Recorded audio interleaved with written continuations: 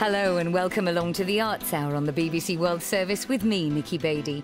Every week I welcome you into our extraordinary BBC Infinite Space for the Arts to share the very best in film, music, television, art and literature from the BBC and beyond. And it's all under this one virtual roof.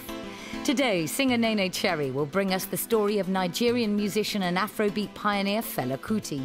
We've got heavy metal's heyday in LA through the eyes, or should that be bleeding ears, of a writer who braved the big hair on Sunset Strip. If you've just joined us, we've already heard about the new play The Arrest of Ai Weiwei.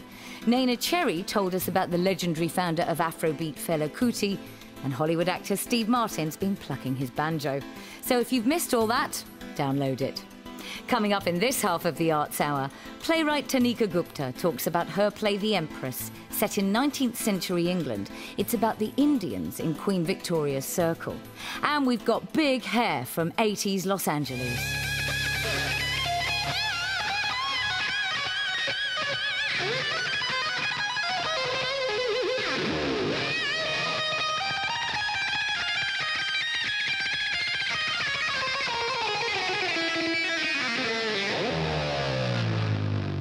And if you like that, there's more metal later.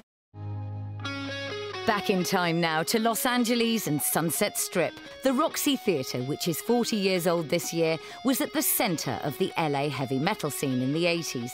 A scene characterised by ear-splitting guitar solos, excess of all kinds, and most of all, very big hair.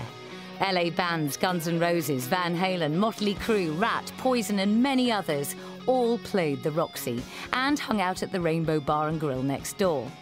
Writer Mandana Towhidy was one of the many kids who used industrial quantities of hairspray and spent most of her teenage years seeing her favourite bands down on the Strip, and she's in our radio studio.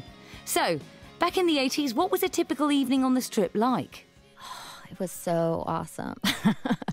It was like a party on the street.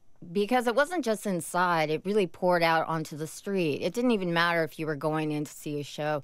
And probably a lot of those kids never made it into the show because there was so much going on in the front, because the Roxy is right next door to the Rainbow, which is like equally important.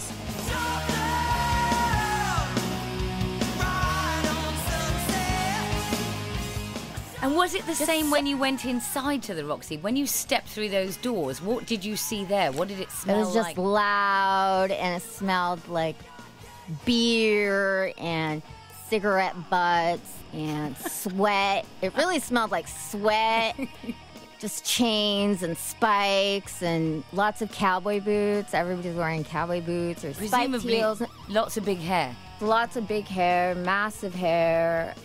The main thing that I always remember was there was just so much sexual energy. I think that's like a big part of the scene. There was just massive amounts of sexual energy, you know, so, and a lot of drinking.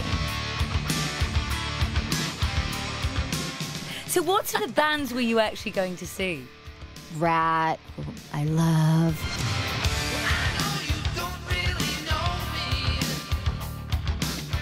And Guns N' Roses, they were huge.